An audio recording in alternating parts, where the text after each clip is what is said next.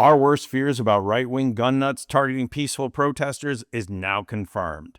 An armed coward, Arturo Gamboa, attempted a mass shooting at the No King's Day parade in Salt Lake City.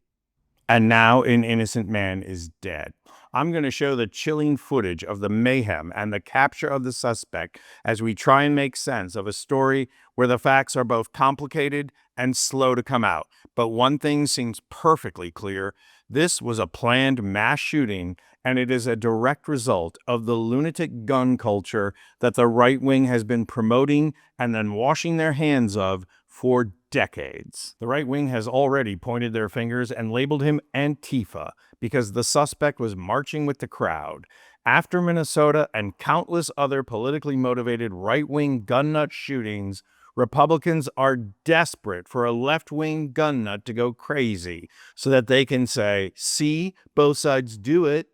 Case in point, Laura Loomer went loony, insisting that the suspected killer in the Minnesota assassinations, Vance Bolter, was a liberal Democrat because he worked for the state of Minnesota, until the evidence turned up that he was indeed a right-wing Christian nationalist gun nut.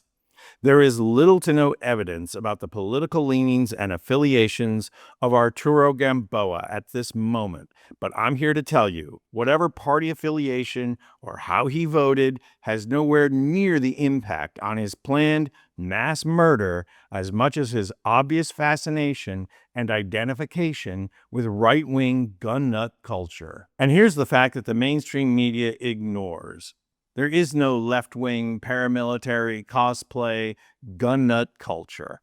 The political left does not fascinate itself with having to kill political opponents and overthrow the government with our guns.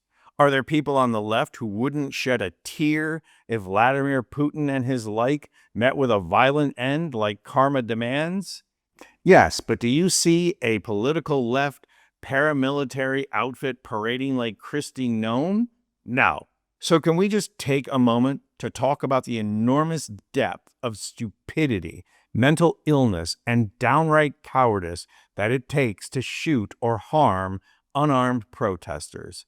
And I made the dig about Kristi Noem for a reason. Everything about this moronic MAGA movement is fantasy role-playing based on a lie. Noem pretends she's smart and tough, and she's neither. She's as dumb as a box of rocks and believes throwing on costumes makes her tough. Of course, what should we expect when she works under Generalissimo Bone Spurs, who portrays himself as the ultimate strongman while he dances on a string for Putin? But that's only when he can manage to stay awake, of course. In Trump, pathetic men with mental illness find the ultimate role model who tells them all they have to do is pretend to be tough, and they will be tough. But what Trump and Noem never have to own up to is how this also cultivates the mentally ill, whose feelings of inadequacy keep pushing them further into a spiral until they actually go out and try and kill innocent people. And that radical break between reality and fantasy is precisely what Trump and the right wing never have to own up to. Well, here's footage of how things unfolded in Salt Lake City.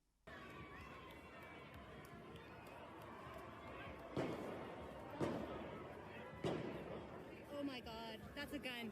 That's a gun. Come on. Come on. Who has a gun? Who has a gun? Look! Move! Everybody clear out! Clear out, clear out, clear out.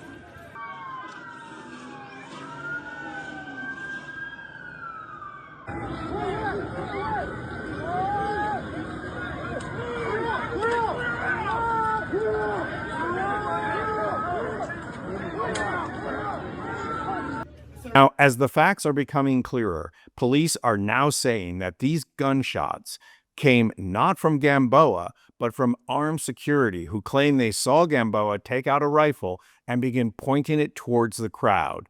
They are the ones who fired, accidentally killing Arthur Folasa Alu in the process.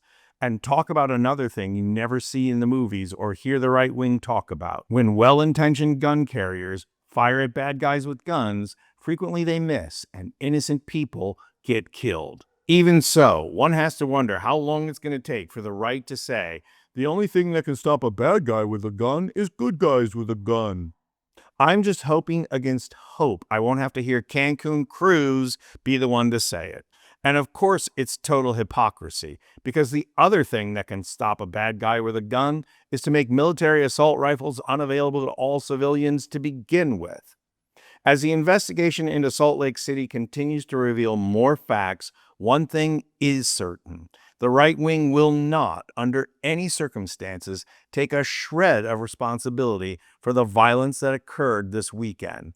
Not in Virginia, where a troubled white guy drove an SUV into a No King's Day crowd. Not in Minnesota, or in Salt Lake City. What all these killings and attempted killings are showing us, though, is the political right's dependence on and cultivation of violence. Because no matter the details, the depth and scope of right-wing gun nut culture is always in play, always looming in the background, and always being cultivated by the Republicans, or the political party that has replaced them, MAGA. And now the Trump administration is not only cultivating it, but using it. Surely you don't think all those ICE agents are actually federal agents, right? But this administration is going to lean on right-wing violence not just for intimidation, but as an excuse to declare further crackdowns and probably lead to martial law. After all, the only thing deeper than the pathology of right-wing gun nut culture is the capacity for right-wing hypocrisy.